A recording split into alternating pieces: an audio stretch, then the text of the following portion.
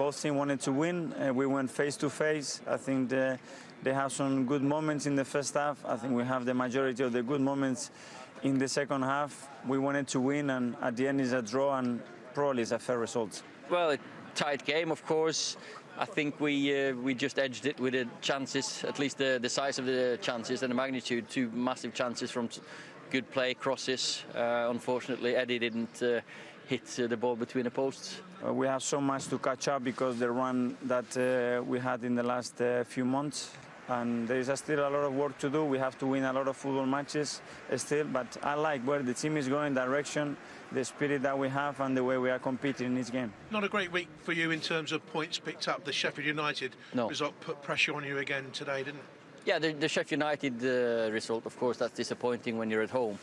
When you go away and you feel you deserve a win against Arsenal, I think that's a step forward again. Of course, only 1 point, but still clean sheet and a good performance.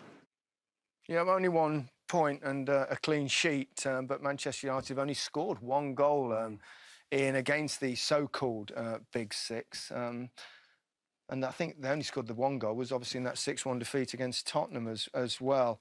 And bit of a problem for them. Yeah, I'm not sure about the clean sheet, good performance. I think that Cavani playing today, I thought with the way that Man United play, I thought it was going to be difficult. Well, the best chances fell to him, and that's the man you'd want them to fall exactly. to. And in the instances, you're thinking like he has to score, but we've seen on occasions where he has missed chances. But this is a glaring miss. That one is for me, yeah. And they didn't play well today. Their main guys, Bruno, Pogba, Rashford, they didn't play well today. And it's in moments like that where you win the game and then you say, right, yeah, it wasn't great, but we've done it. In this instance, he totally misses it. I think that Martial's got to get round him. I think the quality of player he is, he's got to get a better strike on that. But then once he gets in there again, it's just a little bit too late to get in there. And then this one, him and Martial again. They're making the same run. I think that he has to score that. Especially in the way the game's going, and it's one of those tight games where those are the chances that make the difference, and I feel that he had the opportunity to win that game from today. I suppose you could say it was a similar tale for Arsenal, really. It wasn't too dissimilar, was it? It wasn't. Any chances, but the odd one. Yeah, I don't think the chances were as kind of gilt-edged, but the lack of movement, I thought, from Arsenal was disappointing at times. And in the second half, they were actually much better at the start of the second half. As a midfield player, when Smith Rowe picks up this ball, I'm looking for movement now. Can you come short? Could one go in behind? Yeah. Give me something as a midfield player. And he gets that. He gets 2 players making the same run, not affecting that Man United back four in any way.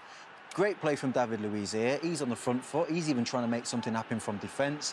He's driving through the heart of the defence. Get out wide, Pepe. Yes. Open it up. You might leave some space for Lacazette there to get a strike on. They don't. They're all on top of each other now. And then it's speculative from David Luiz. That's just too easy to defend. And then the one occasion that they do manage to hold a little bit of width, I think there was a real lack of understanding here. This is kind of just not knowing your players. If you've played with each other enough, Lacazette's just going to just hold that little bit of space there, and you're feeding the ball. And it just wasn't quite to be for quite a poor game. Bit of depressing news. It appears that Marcus Rashford has been racially abused on social media, and he's responded by tweeting the following. Humanity and social media at its worst. Yes, I am a black man and I live every day proud that I am. No one comment is going to make me feel any different. So sorry if you were looking for a strong reaction. You're just simply not going to get it here. And I'm not, he went on to say, I'm not sharing any screenshots.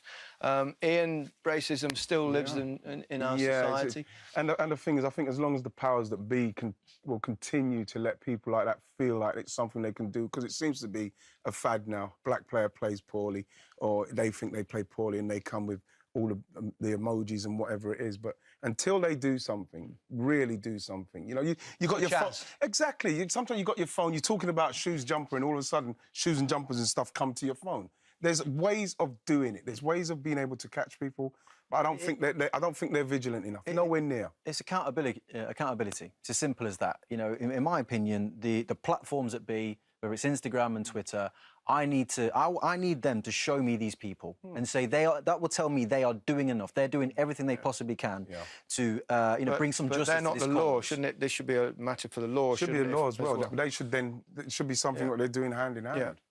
How much do they care deep down? How much do they really care? And for those asking why are we still taking the knee? There you go. It's right there in front of you every weekend. It's not gone away. No. Absolutely. OK. Starting on Monday is LGBT Plus History Month, and across the BBC we'll be telling the stories of sports people who've helped shape attitudes.